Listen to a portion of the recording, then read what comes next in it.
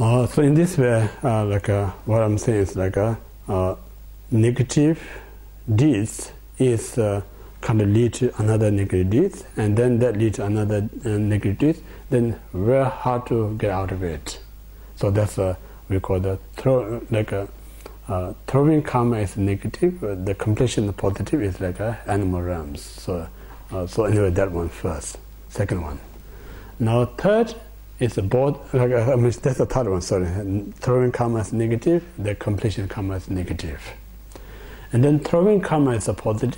Completion karma is positive, means someone born as a human. That's the positive karma, reborn in human earth. While you're human, you such a keep aware, live with an ethical life. You such a living in a virtuous life.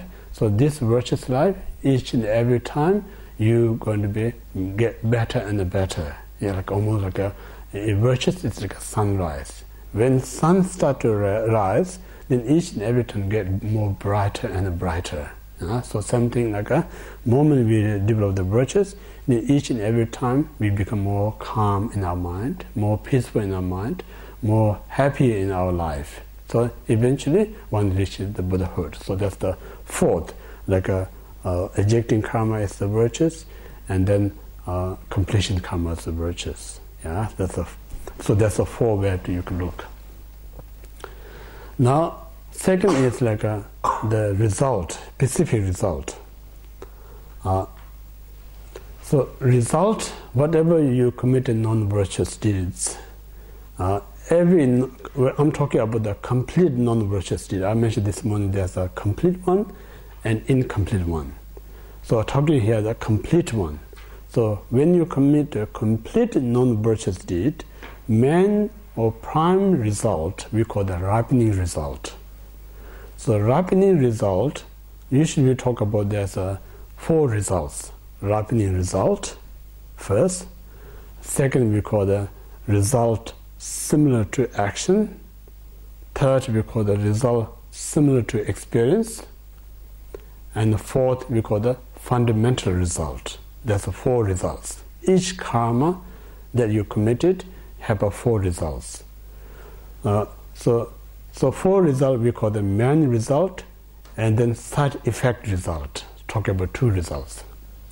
With some medicine has one direct effect, one is side effect. So similarly, each action has two effects. So main effect or main result, rapid result is to reborn the lower realms. So reborn lower realm means because the mind is the man dominated by these negative deeds.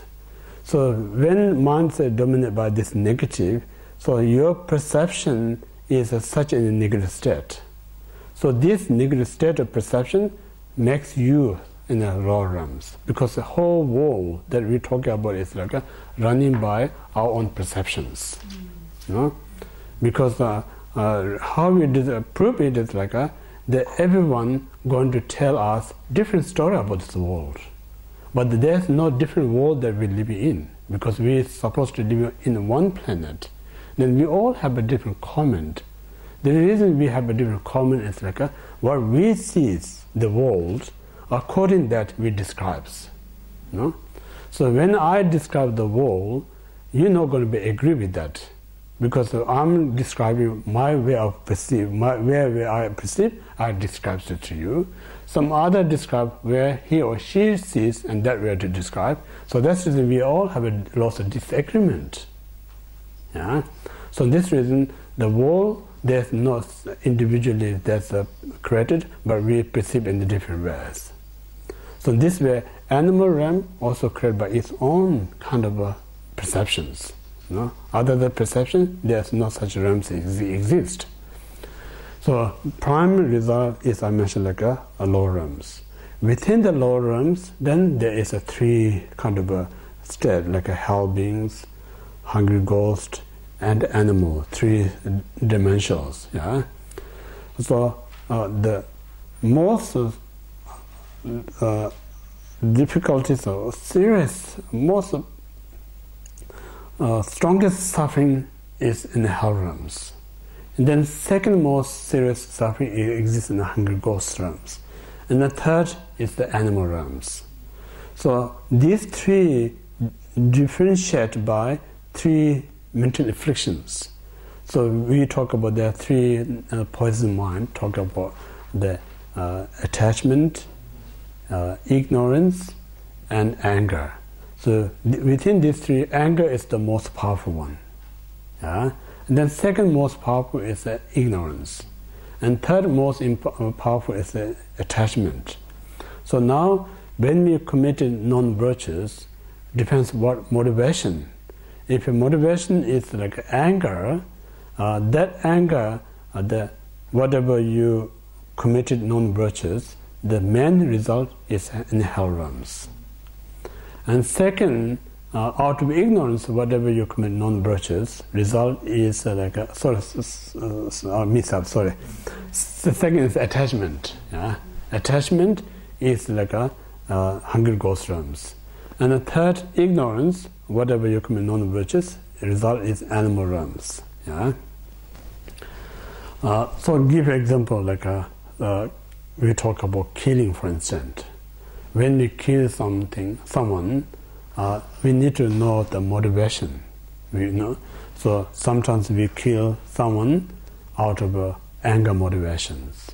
Sometimes we kill them out of attachment motivations.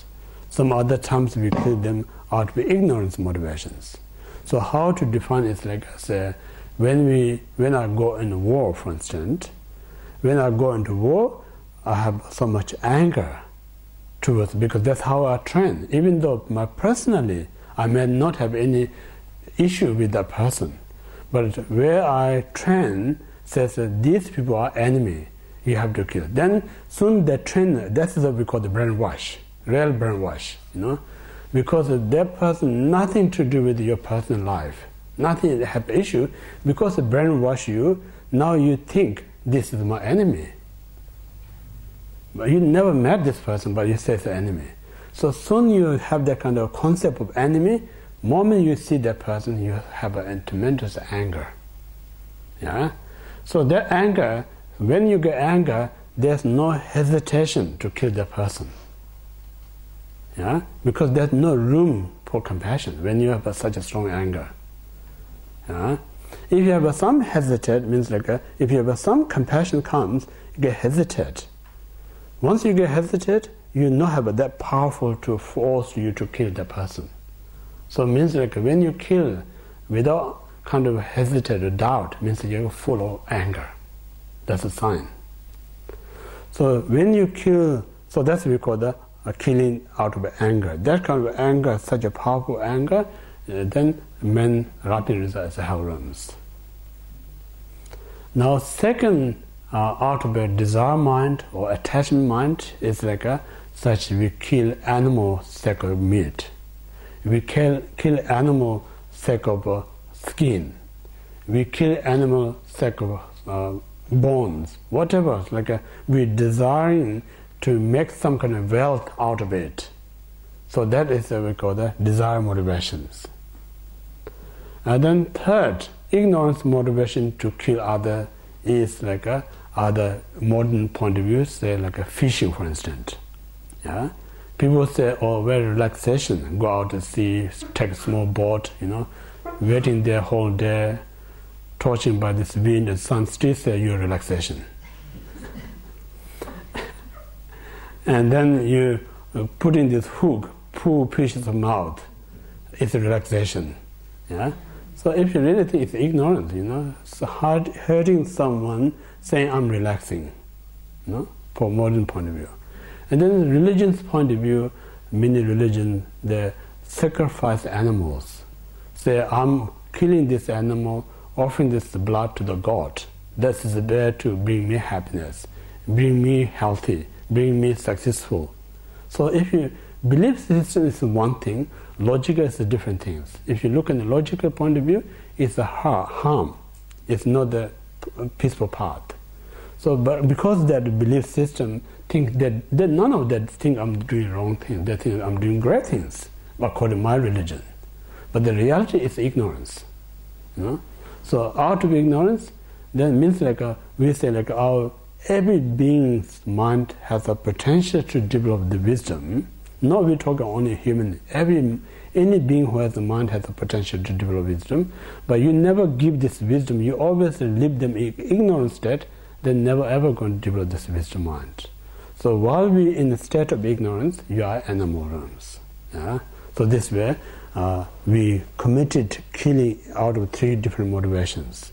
So 3 different motivations lead us in a 3 different states: hell, hungry ghosts, and animals. And then some other, such as incomplete non-virtues. Again, like incomplete itself hasn't got a complete power to bring us a complete result. But then sometimes this incomplete also kind of accumulate all the time. For instance, like 5 cents, we cannot buy anything. But if you keep collecting 5 cents, eventually you're going to have enough money to buy something. So similar like each and every incomplete karma don't have a complete power to bring man-ripening result. But if you keep collecting, then one day there's enough. So that's the reason we say like when you commit non-virtues, never underestimate. Every small non-virtues is count. Like we talk about our mind, it's like I usually call it like a dry bushland. So when you're in such a dry bushland, one spark of fire is enough to burn a lot of hectares of land. So you never underestimate. So similar, like, we may think, oh, this is just small, is that all right? We always come to the big one, because every small makes it big, So this way, like what we're doing is not committing non-virtues. We're not just supporting your religion belief system. You're not just supporting your cultural belief systems. Really, what you're doing is like to supporting yourself. Because every non-virtue that are committed, who's going to be experience that result is yourself, no one else. So if you sincerely care of yourself, if you sincerely really love yourself, then why you allow to do something that harms you in the later on? That's not wise.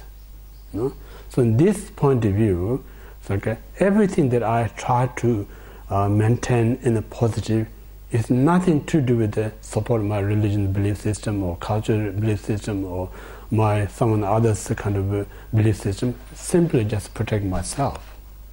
That's whole kind of what we talk about, the real point of the practice Dharma. So in this way, so when you have a huge non-virtuous deed, that is first rapid results hell beings. Medium-sized non-virtuous deed is hungry ghost realms, and the small amount of non-virtuous is the animal realms. So that's the rapid result.